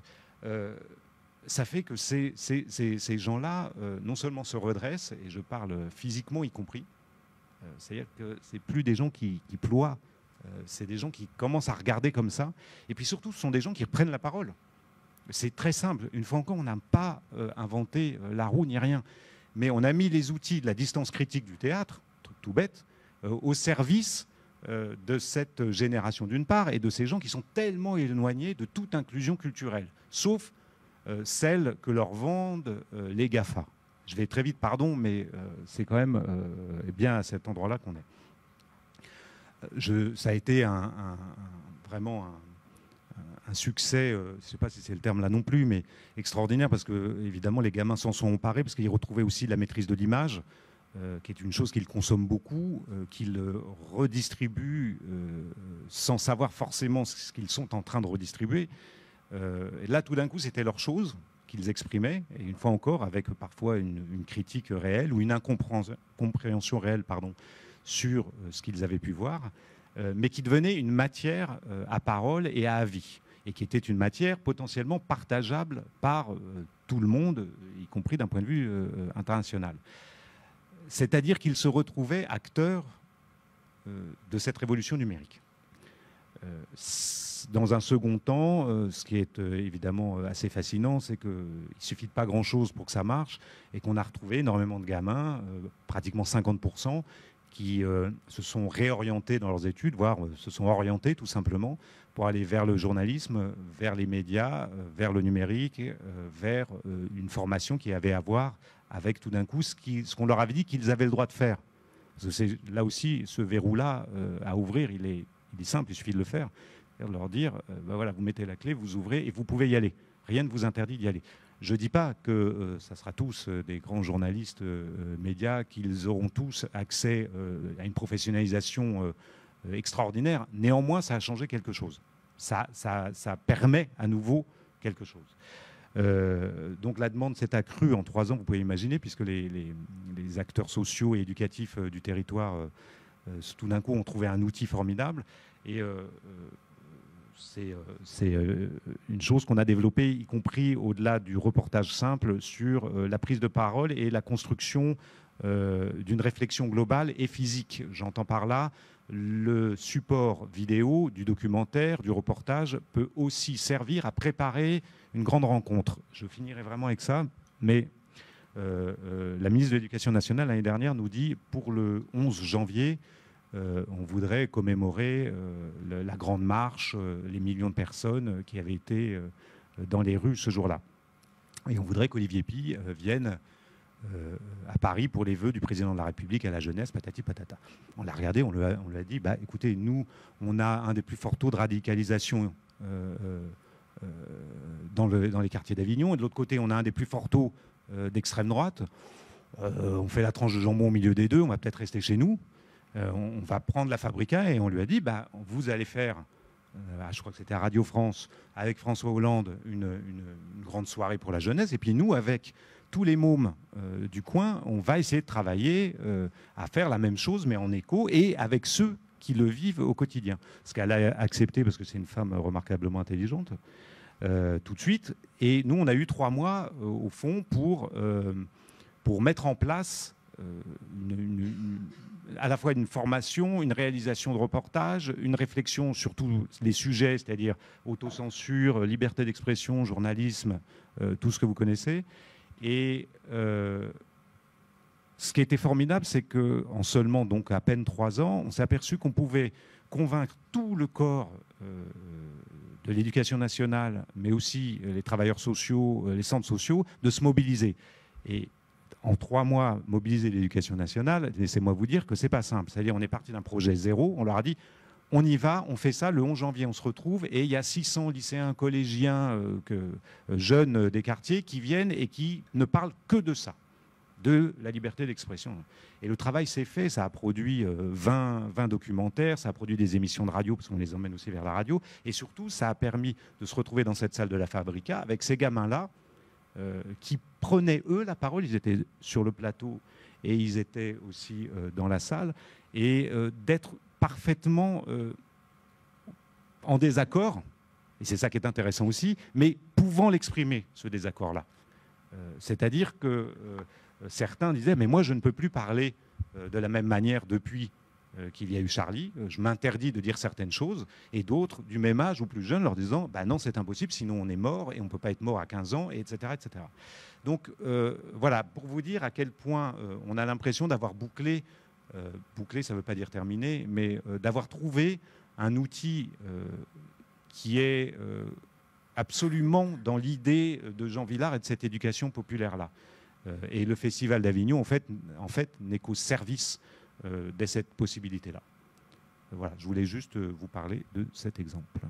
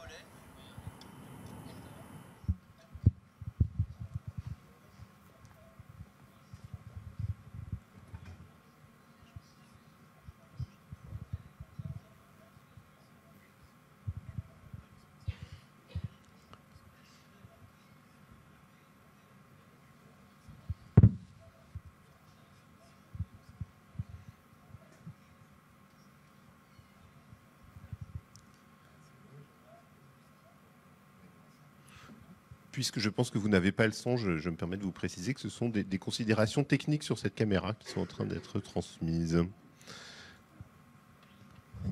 Je vais continuer, puis comme ça on va faire un petit commentaire. Mais ce qui est important, si vous voulez, c'est que on est vraiment dans l'apprentissage de l'outil caméra. C'est-à-dire qu'on n'est pas seulement dans j'ai un objet qui marche tout seul, mais donc c'est un long processus et c'est comment ça se charge, comment ça se règle, quel voyant veut dire quoi.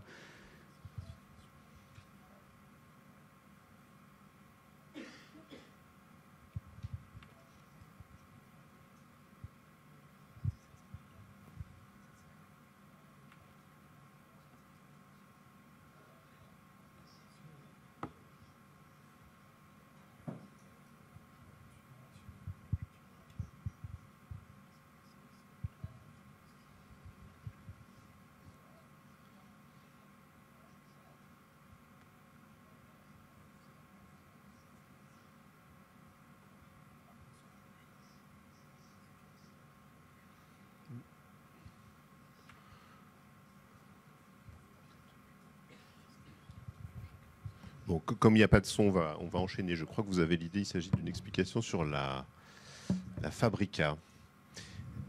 Avant de continuer, est-ce qu'il y a des questions sur ce sujet précisément? Pas de questions pour le moment. Paul, est-ce qu'on peut... Je l'arrête, hein.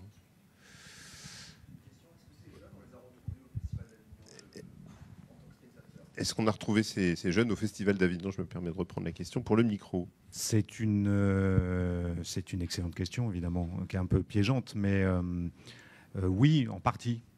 Après, on est sur d'autres considérations. Alors, je ne vais pas rentrer parce que ça nous mettrait ailleurs. Là, si vous voulez, on a fait 2 jours d'ouverture de billetterie, on a vendu 80% de nos places. C'est encore une autre question. C'est-à-dire le renouvellement des publics, la diversification du public, elle passe aussi par la disponibilité des places, indépendamment même de l'acte d'aller. Donc en fait, oui, ils reviennent, mais ils sont encore accompagnés, parce que sinon, c'est un autre apprentissage, c'est comment vous savez acheter des places pour des grosses manifestations comme les nôtres. Ouais.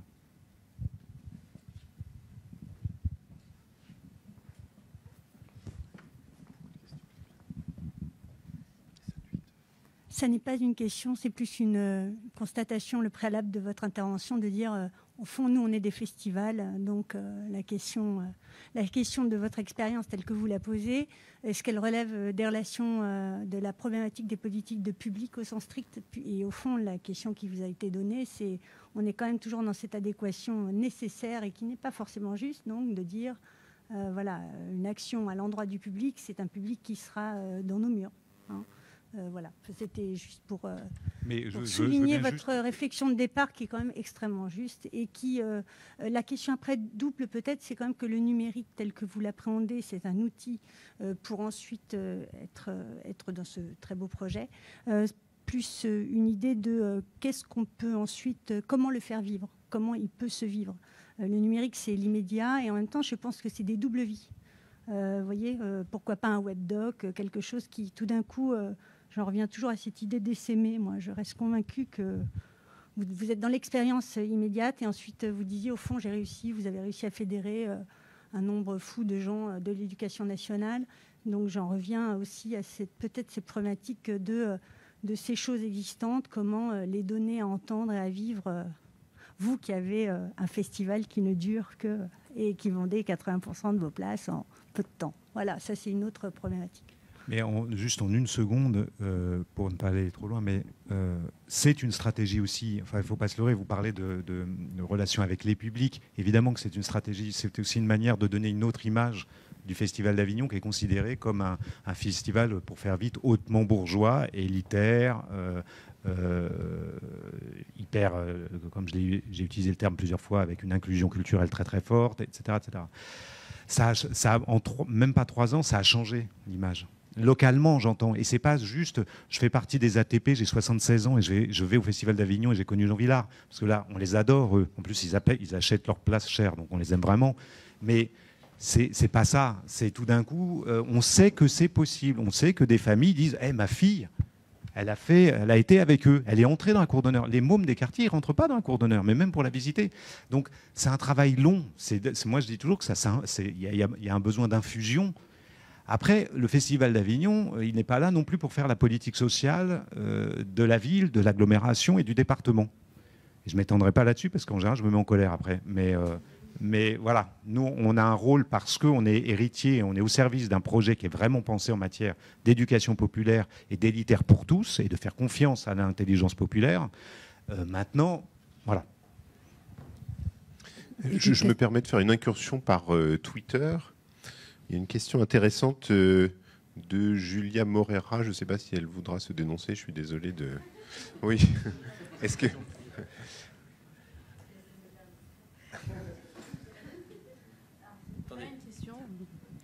C'était pas une question, c'était... Alors, vous parlez de quel tweet? Je parle de celui que vous avez mis à 0 secondes. Est-ce que vous voulez que je le lise? Oui, je vous en prie, je vous en prie.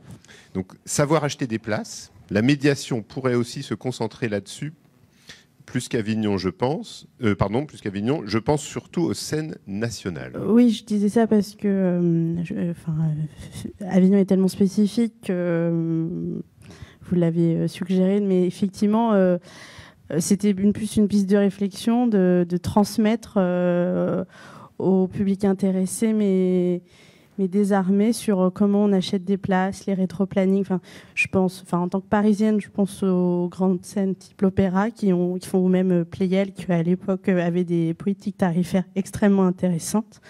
Mais les savoir-faire, les usages, les rétro-plannings sont tellement complexes qu'on peut...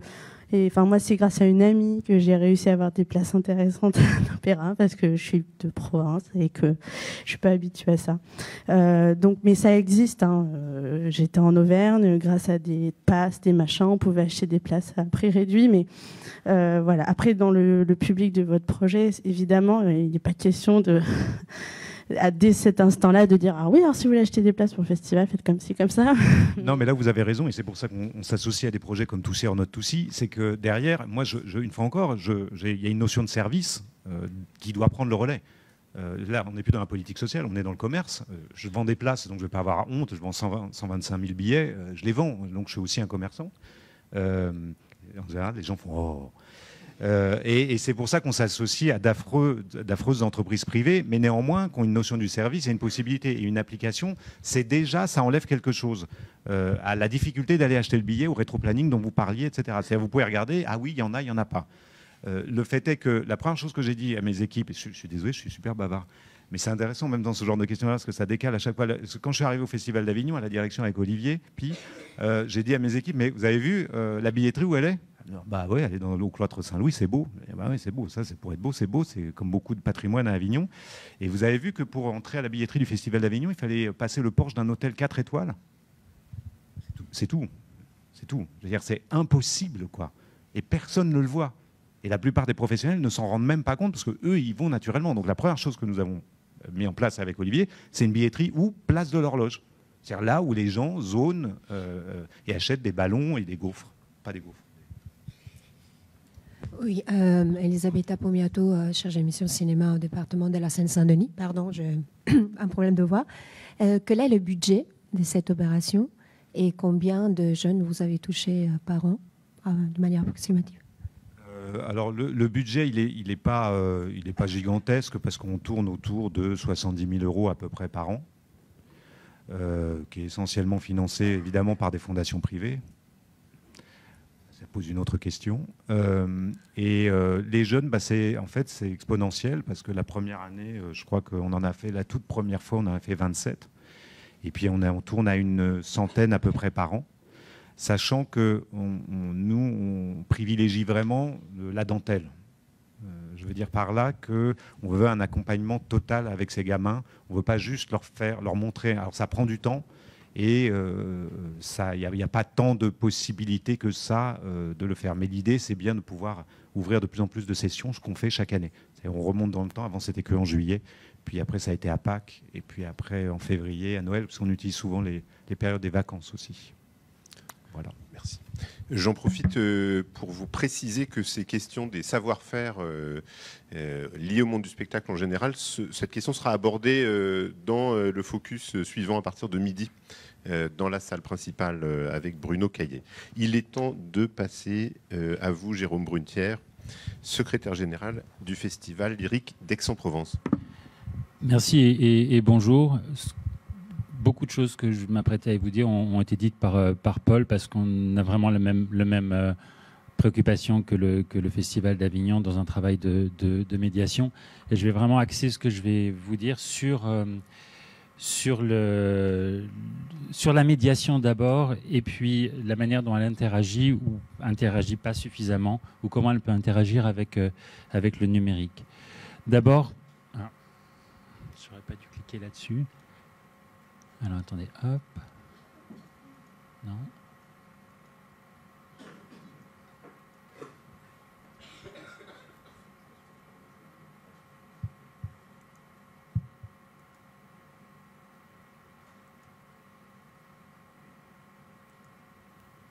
Il a l'air très fâché. C'est le rituel du bug.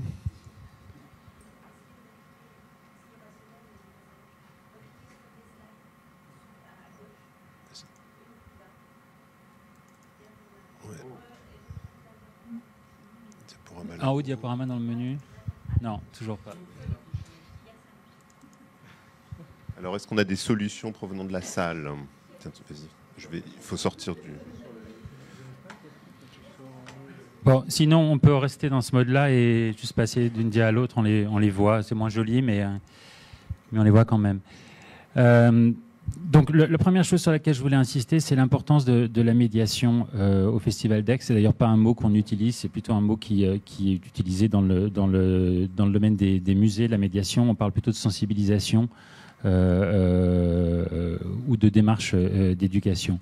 Les deux photos que vous n'avez plus sous les yeux, que vous avez de nouveau sous les yeux, ont été prises il y a 8 jours dans une manifestation qu'on a appelée Ouverture, qui se passait dans le quartier du Jas de Bouffan, à Aix-en-Provence. Le quartier du Jas de Bouffan est un quartier des années 70.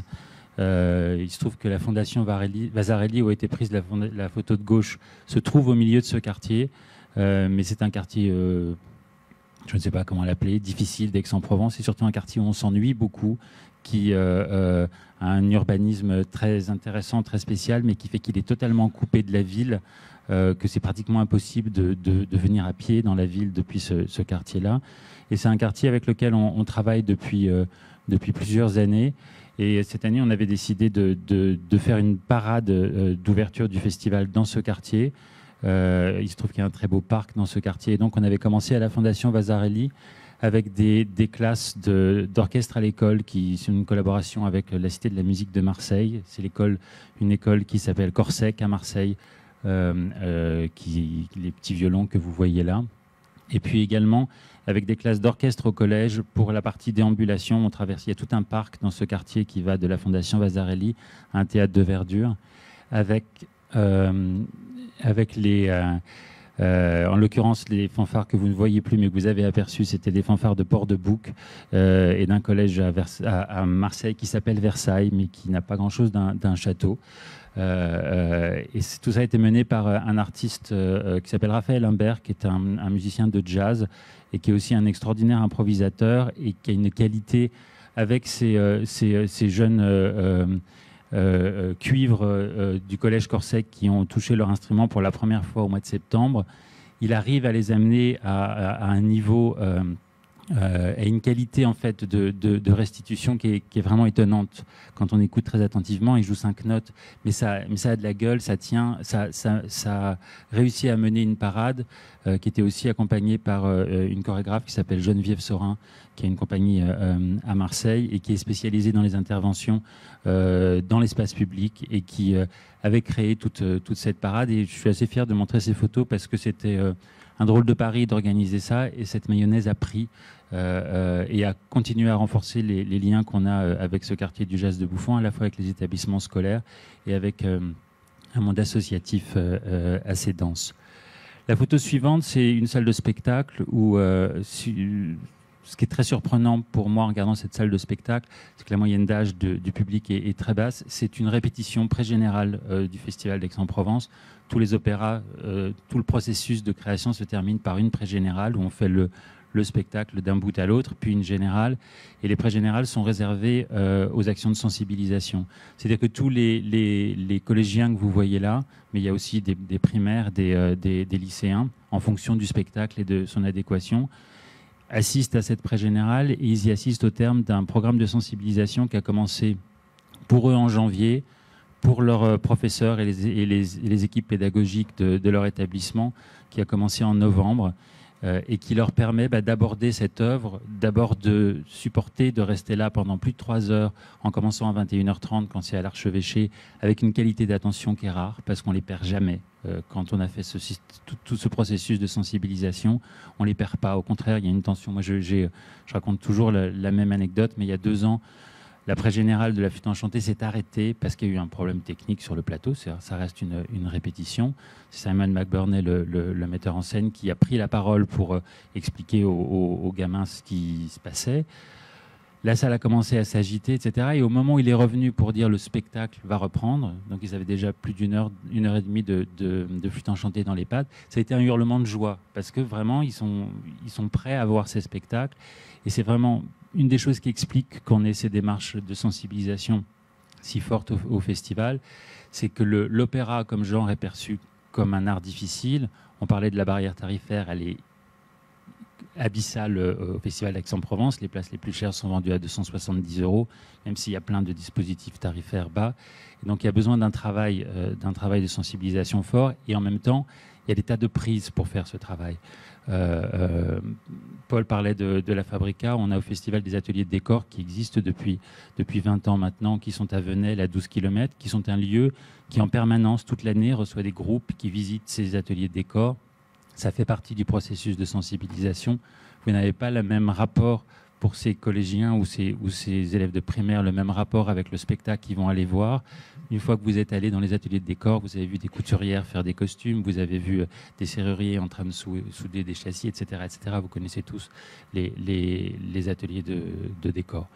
Donc je voulais justement planter le décor de ces actions de sensibilisation qui sont importantes et qu'on divise en 2 parties. La sensibilisation pure, c'est ce que vous voyez dans ces répétitions, et les actions de pratique artistique, la dia précédente, voilà, qui sont ce que vous avez vu dans Ouverture qu'on a fait au Jazz de Bouffon la semaine dernière, ou d'autres actions avec le monde scolaire. À gauche, c'est le festival choral académique, ce nom qui n'est pas très excitant, mais qui est une initiative intéressante de l'éducation nationale et du rectorat d'Aix-Marseille. Et à droite, un atelier de pratique artistique dans un quartier. Je ne me souviens plus d'où vient cette photo. Elle est de l'année dernière, mais voilà, où avec... je sais qui est l'intervenante, qui est une intervenante qui fait chanter les gens. Et donc, c'est un atelier de chant dans un quartier. Juste quelques chiffres, ça représente 5000 personnes par an. Les pré-générales, c'est 3500 personnes, donc 3500 personnes qui viennent assister à un spectacle du Festival d'Aix-en-Provence en ayant été préparés pendant toute une saison. Et c'est un chiffre qui est à peu près stable. Et c'est mené par 2 services, le service éducatif et le service socio-artistique, qu'on rassemble sous la dénomination passerelle. Le service éducatif, comme son nom l'indique, fonctionne avec l'éducation nationale et avec Aix-Marseille Université. Aix-Marseille Université, je ne sais pas si... Les gens d'Aix-Marseille Université nous disent que c'est la plus grande université francophone du monde. Je sais que Strasbourg dit la même chose, mais je ne vais pas chercher à les départager. Toujours est-il que c'est une immense université répandue sur des campus qui sont très éclatés sur le territoire et avec laquelle on collabore aussi. Ça représente 8 personnes à temps plein au Festival d'Aix-en-Provence, ces 2 services. Alors, la question du numérique dans la médiation, d'abord, c'est assez récent que ce soit une réalité. Ces actions ont été mises en place à l'arrivée de Bernard Faucroul au festival en 2007. Et la question du numérique, elle a commencé à se poser en 2012 à la faveur d'un projet financé par le FEDER. On peut donc un projet régional, qui nous demandait d'organiser des projections gratuites avec des actions de médiation innovantes. Donc on a développé tout un réseau de projections. Cette année, il y a 27 villes et villages d'ailleurs, puisque ça va il y en a 3 à Marseille, mais il y en a une à Cucuron, à Pertuis, à la Roque d'Anteron, et à Vauvenard, qui est un tout petit village. Donc des projections en direct, gratuites, mais avec des actions de médiation qu'on nous avait demandé innovantes, ce qui nous a amené à créer un format qu'on a appelé le webdoc. C'est-à-dire il s'agissait de regrouper des contenus disponibles sur le web, des films d'animation, des interviews, des photos, du son, des documents, et de les regrouper sur un format qui permettait à l'utilisateur, qui permet toujours, parce qu'on en développe de nouveaux chaque année, de voyager, de partir de quelque chose de très simple, en général, qui est l'histoire. On raconte le livret de l'opéra, soit d'une manière un peu rigolote, soit d'une manière poétique. On a toujours beaucoup insisté, et on a la chance d'avoir un partenaire à Marseille qui nous fabrique des films plastiquement vraiment de qualité, qui permet d'entrer dans cet ouvrage-là. Et puis on chemine dans le webdoc en choisissant ces contenus qui peuvent aller jusqu'à 20 minutes avec un musicologue au piano qui explique qu'on passe de ré majeur à mi mineur et que ceci, cela. Mais on a la possibilité de vraiment choisir ce qu'on veut aller voir et de s'adapter à ce qu'on a envie d'absorber. Et donc, on peut passer à la slide suivante. J'avais mis des liens sur les webdocs, mais sans son, ça n'a pas beaucoup d'intérêt.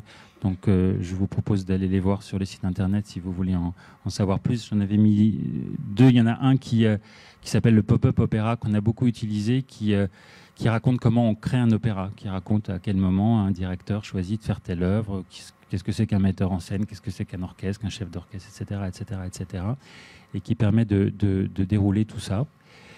Donc on a créé ces webdocs qui rencontrent du succès. Il y a plus de 9000 vues en 2015. On en a de plus nombreux en 2016. La saison n'est pas terminée, j'ai pas les chiffres. Qui fonctionnent très très bien. Mais, vous avez bien compris qu'il y a un mais, qui ne fonctionne pas dans un... Comment dire que les services passerelles que j'ai décrits tout à l'heure, le service éducatif, le service socio-artistique, c'est 8 personnes qui sont à longueur d'année au contact avec les équipes pédagogiques des établissements scolaires, qui sont à longueur d'année en contact avec le monde associatif, qui font des interventions en prison, qui sont vraiment sur ce terrain-là. Je constate qu'ils ne s'approprient pas ces outils, ou en tout cas qu'il y a ils n'ont pas énormément de sens pour eux, et on se rend compte qu'ils ne vivent pas l'existence de ces outils comme une opportunité pour eux pour développer leur action. Il y a une phrase très juste que me disait l'une des responsables de ces 2 services. Elle me dit, mais nos publics reproduisent dans le monde numérique, non pas des problèmes d'accès, parce que tout le monde a accès au monde numérique peu ou prou, et c'est pas vraiment un facteur de ségrégation sociale aujourd'hui. Mais en revanche, le public reproduit dans le monde numérique la même chose que dans la vraie vie, et donc n'a aucune raison, quelqu'un qui s'intéresse, qui est complètement éloigné des pratiques culturelles, n'a strictement aucune raison d'aller trouver un webdoc du Festival d'Aix-en-Provence sur le site du Festival d'Aix, ou sur YouTube, ou sur n'importe où ailleurs. Et donc, les gens reproduisent leur même cheminement, et on ne peut pas vraiment dire aujourd'hui que ces outils soient complètement intégrés dans les démarches de médiation des services qui les mènent. Alors, le questionnement dans lequel on est aujourd'hui, et c'est un des projets qu'on voudrait mettre sur pied, c'est comment faire en sorte de construire des outils qui soient une boîte à outils pour les intervenants. Il y a un exemple qui ne vient pas du Festival d'Aix, qui vient d'Arles, que je vous invite à aller voir, qui s'appelle l'Atelier du photographe, c'est ça le nom exact, qui lui est vraiment une ressource pour des intervenants. On peut l'utiliser seul, mais une ressource pour des intervenants pour monter dans des structures un atelier autour de la photographie avec une panoplie de possibilités. Je trouve que c'est vraiment une initiative hyper intéressante, parce qu'on est au cœur de ça. On est c'est relativement facile de développer des objets numériques. C'est relativement facile de trouver de l'argent pour le faire, paradoxalement. C'est difficile de trouver de l'argent pour à peu près tout, mais pour ce type de projet, on arrive à trouver de l'argent, soit de l'argent public, soit de l'argent des mécènes. Il y a un risque, ce n'est pas le cas des webdocs, mais il y a un risque de développer des outils qui sont pas tout à fait des gadgets, mais qui valent surtout par la prouesse technologique, qui sont pensés par des services de communication, souvent dans les institutions, et qui ne fonctionnent pas forcément pour les publics et pour la médiation. Et d'ailleurs, l'émergence de ces outils, ça pose vraiment une question sur la structuration des services dans les organisations, entre les gens de la com et les gens des services éducatifs, qui sont des gens souvent de cultures assez différentes, de profils assez différents, d'expériences assez différents, et qui, avec le développement de ces outils, doivent travailler ensemble. Il se trouve qu'on travaille avec une société qui nous accompagne sur des sujets de management au festival et qui m'explique que c'est un sujet très récurrent dans plein d'organisations culturelles, que l'irruption du numérique et de la création d'outils numériques crée des frictions entre ces pôles d'organisation et je pense vont devoir amener à terme une réflexion sur comment organiser les choses différemment. Pour conclure provisoirement, c'est vrai qu'aujourd'hui je me pose la question sur est-ce que les outils de médiation, des outils numériques de médiation qu'on a créés au festival, est-ce que ce sont vraiment des outils de médiation ou est-ce que ce sont des outils de communication? Et ça rejoint la réflexion que je faisais à l'instant. Et je pense qu'il y a un questionnement à avoir et qu'il y a là un terrain d'expérimentation. C'est comment on peut utiliser ces outils numériques pour démultiplier ce qu'on fait réellement sur le terrain, soit le prolonger, soit permettre que des publics qu'on a sensibilisés, qui ont eu un premier contact, chez qui on a ouvert un intérêt, puissent le prolonger immédiatement et dans le futur par le monde numérique. Comment on peut fournir aux intervenants une manière très efficace de toucher beaucoup de monde, etc. Parce que se pose la question, c'est très joli je suis très heureux des programmes qu'on a menés, mais c'est 2 classes au collège Corsec, à l'école Corsec, 3 classes à Port-de-Bouc, dans une région où des établissements scolaires en difficulté, il y en a à peu près dans la périphérie de toutes les villes. Donc comment ces outils peuvent permettre de développer cette démarche et de l'amplifier, de faire accéder un nombre plus important, et comment des structures comme la French Tech Culture et comme la possibilité de collaborer avec les autres acteurs culturels d'un territoire peut permettre, elle aussi, de créer davantage de points d'entrée et de faciliter la circulation des publics et, à terme, la diversification des publics. Et pour répondre à la question cruciale que vous posiez tout à l'heure, oui, je ne suis pas certain que dans 20 ans, je ne sais pas quel pourcentage, ou dans 30 ans, quel pourcentage des petits violonistes que vous avez vus tout à l'heure seront en mesure d'acheter des places à 270 €. Mais je ne suis pas certain que ce soit la question centrale. Il y a beaucoup de points d'entrée dans un festival. Et s'ils ont un intérêt pour la musique et qu'ils ont envie d'aller voir des spectacles au Festival d'Aix ou ailleurs, ou à la télé, ou n'importe où, on aura fait quelque chose d'utile. Merci beaucoup, Jérôme Brunetière. Y a-t-il des questions? On a quelques minutes devant nous, pas beaucoup plus. Pas de questions.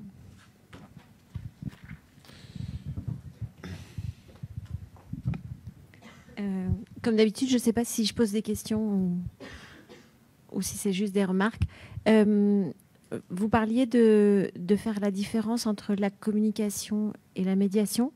Est-ce qu'on est obligé de faire une différence entre les deux, surtout avec un outil numérique qui est un outil qui est complètement transverse, qui du coup est transverse à l'intérieur de l'établissement, à l'intérieur des professions. Et puis, une question qui est à peu près pour tous vos sujets. J'ai oublié de me présenter. Je suis au ministère de la Culture, mais je suis du côté de la direction du patrimoine. Mais à mon sens, il n'y a plus de côté. Enfin, je veux dire, soyons transverses. Pourquoi ne pas penser aussi, je pense que vous voulez le faire aussi, mais vos spectateurs aussi comme des visiteurs et ce territoire qui est un territoire de festival, un territoire de spectacle vivant, aussi comme un territoire de patrimoine. Du coup, imaginez que les applications ne servent pas que aller au festival, mais aller du festival au patrimoine, et de penser qu'à l'intérieur des établissements, vous allez avoir des gens de la com et de la médiation qui vont utiliser les mêmes outils numériques. Peut-être sur la première question, c'est presque artificiel de vouloir faire la différence. Ce qui est une réalité, c'est que le travail vraiment d'élargissement des publics, le travail d'aller rencontrer des gens qui sont éloignés de la culture, celui-là, c'est pas de la communication, c'est vraiment un travail de terrain. Et aujourd'hui, je connais peu d'exemples d'outils numériques qui facilitent ce travail. Et je pense que c'est vraiment un champ d'expérimentation important.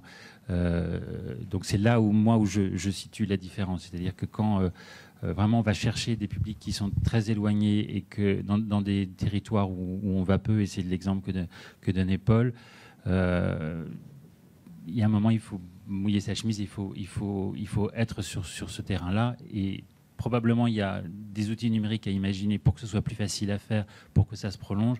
Mais il y a un premier pas. En fait, le numérique ramène très vite à l'humain. Il faut quelqu'un qui... C'est ce sujet-là. Sur le deuxième, vous avez complètement raison. Le Festival d'Aix-en-Provence n'existerait pas si Aix-en-Provence n'avait pas le patrimoine qu'elle a. Et ça reste une interaction qui est forte. Et comme on n'a pas suivi la présentation, parmi les développements numériques qu'on souhaite faire, il y a des applications géolocalisées qui permettent de valoriser le patrimoine. Et il y a tout ce type de sujet, mais c'est un cercle vertueux, pardon. Dès qu'on fait le cercle, c'est vertueux, qui est une évidence, une évidence et une constante pour cette région d'ailleurs. Alors, sur French Tech Culture, bon, évidemment, dans un exposé court, on n'a pas le temps de tout présenter, mais très clairement, sur les projets, on est dans une rupture temporelle, effectivement, entre la consommation, je dirais, au moment du festival ou du projet, et là, on est vraiment dans des temporalités tout à fait différentes, avec une préparation avant le projet de visionner un spectacle, et puis un suivi après, avec des communautés qui se créent, des suivis d'informations, etc. Donc l'exemple de Toussy en Haute-Toussy est un bel exemple, parce que tout à l'heure, Pierre a parlé des données qui, sous des considérations éthiques, évidemment, pourraient être utilisées, mais il y a aussi des informations qu'on peut envoyer après la vision d'un spectacle relativement ciblées, je dirais, par rapport aux intérêts du visiteur. Donc il y a vraiment une chronologie qui s'établit entre l'avant, le pendant et l'après. Et on a beaucoup de projets qui sont dans ces nouvelles temporalités-là. Après, sur la liaison avec le patrimoine, c'est clairement aussi un axe sur lequel on travaille. À Aix, à Avignon, notamment sur... toute une série de sujets, notamment à l'année. Donc on a énormément de projets avec les offices de tourisme sur le patrimoine mondial UNESCO, notamment, puisqu'on est sur une zone qui est la plus forte concentration européenne de patrimoine mondial UNESCO. Et donc voilà, on est sur cette connexion entre, je dirais, la partie art vivant et la partie patrimoniale. Un exemple très concret, c'est l'imagerie 360. Vous savez que c'est un domaine qui est en train de se développer très fortement, sur lequel on devrait d'ici quelques semaines annoncer des projets assez intéressants à Avignon et Aix. Ça, c'est typiquement un axe extrêmement intéressant où on peut travailler à partir de l'impact médiatique de deux grands festivals comme Avignon et Aix, et puis aller sur le patrimoine à partir d'une technologie. Voilà, donc on est souvent sur des transferts, je dirais, entre des possibilités offertes par les arts vivants et le patrimoine. Oui, je voudrais juste ajouter une chose pour rejoindre ce que disait Jérôme, c'est-à-dire que toutes ces merveilleux objets numériques que nous mettons en place n'empêche pas d'être sur le terrain physiquement. Et nous, dans le même temps, cette année, par exemple, on a ouvert 2 chemins de randonnée. Donc vraiment de la randonnée où on convoque les gens à un endroit pour aller à un autre, qui passent par les quartiers et selon une vision patrimoniale, alors toutes époques pour le coup, des architectures avignonnaises et en passant de la Fabrica au Palais des Papes, mais avec les premières cités ouvrières qu'il y a dans les quartiers. Donc on a besoin d'être là physiquement, c'est-à-dire on ne peut pas abandonner ce terrain-là, ça va ensemble, et je pense que c'est pour ça aussi que les événements de spectacle vivant où on a besoin de ces assemblées de personnes ont quelque chose à défendre à cet endroit-là, c'est-à-dire à la fois avec le numérique, la dématérialisation, mais aussi avec toujours la présence physique qui ne s'oppose pas.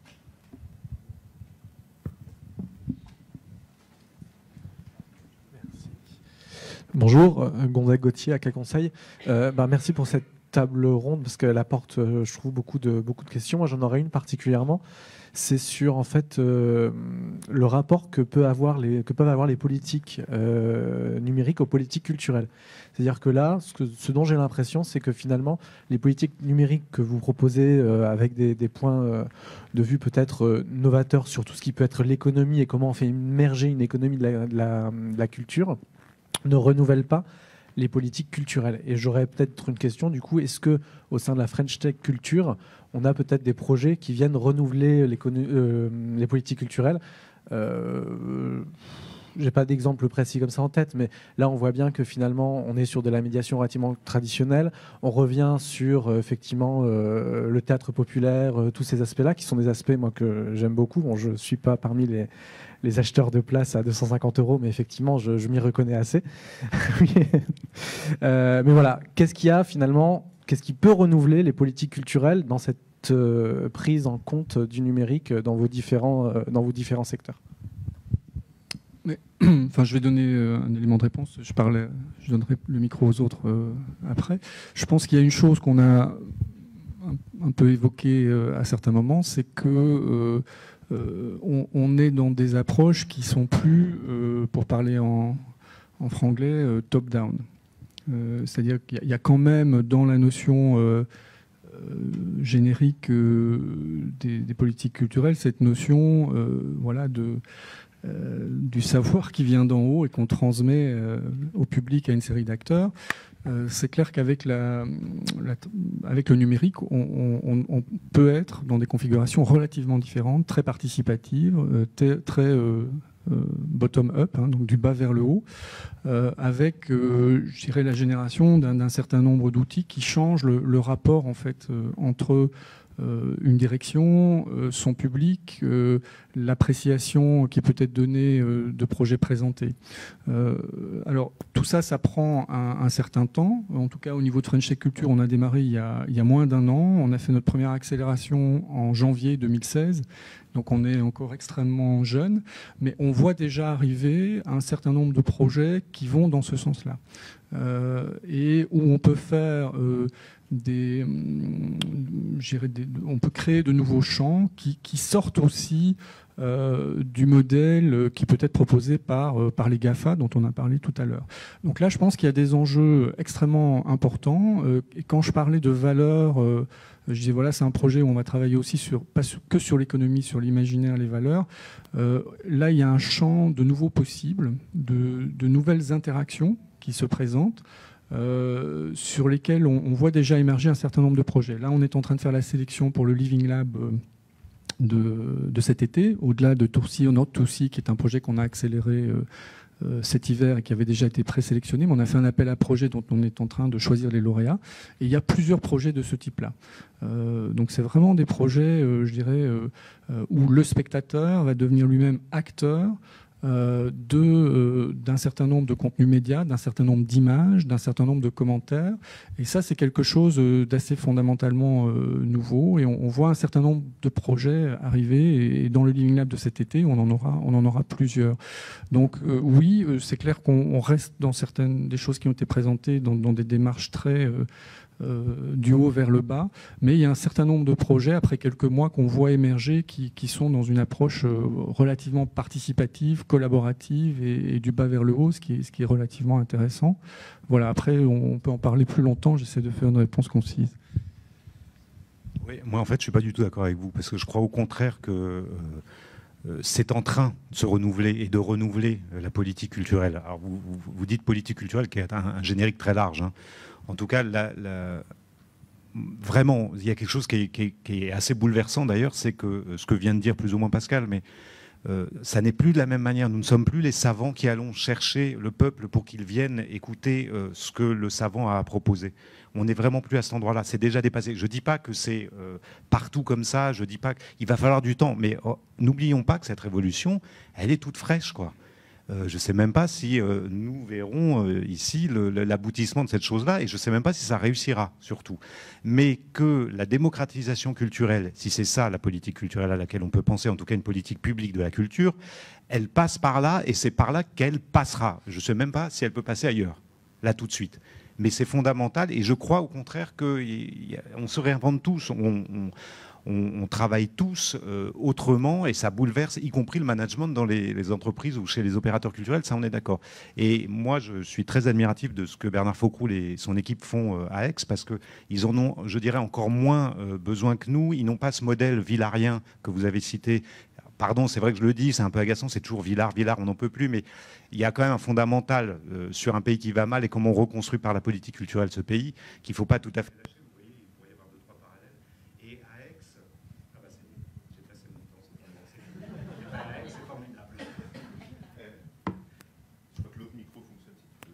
Voilà, oui, pardon. Je voulais juste dire que c'est d'autant plus incroyable ce travail, cette fanfare dans les quartiers, c'est parce que un festival, excuse-moi de parler pour toi, hein, je suis désolé, mais un festival qui n'en aurait pas besoin parce qu'il a un public très présent, c'est le plus grand festival d'art lyrique du monde, c'est justement se met au service de ça. Et ça ne réinvente pas la politique culturelle, mais ça l'a fait. Et j'aurais tendance à dire qu'aujourd'hui, la politique culturelle, vous la trouverez chez les opérateurs. Et je m'arrêterai là. Je suis absolument d'accord avec ce qui vient d'être dit, et avec l'importance aussi que les opérateurs culturels prennent dans le monde de l'éducation. Je crois que cette prise de conscience s'est faite aussi de la part des opérateurs culturels et de la part de l'éducation nationale, de comprendre que des démarches conjointes avec nous, parce qu'on s'est structuré pour ça et parce qu'on a compris que ça faisait partie de nos devoirs d'une certaine manière, est fondamental et donne d'immenses résultats. Simplement, j'ai cité des chiffres. Je voudrais préciser, il y a des places à 270 € au festival. Il y a 85 000 spectateurs chaque année, 85 000 places chaque année au festival. Il y en a 35 000 qui sont gratuites. Et dans chaque salle d'opéra le soir, il y a des places à 270 €, mais 40% des places sont en dessous de 50 €. Et ça, on s'interdit d'y toucher. Donc on a à la fois cette contrainte on n'a que 35% de subvention. On doit faire rentrer 4 millions d'euros de billetterie chaque année. Ça, c'est une réalité.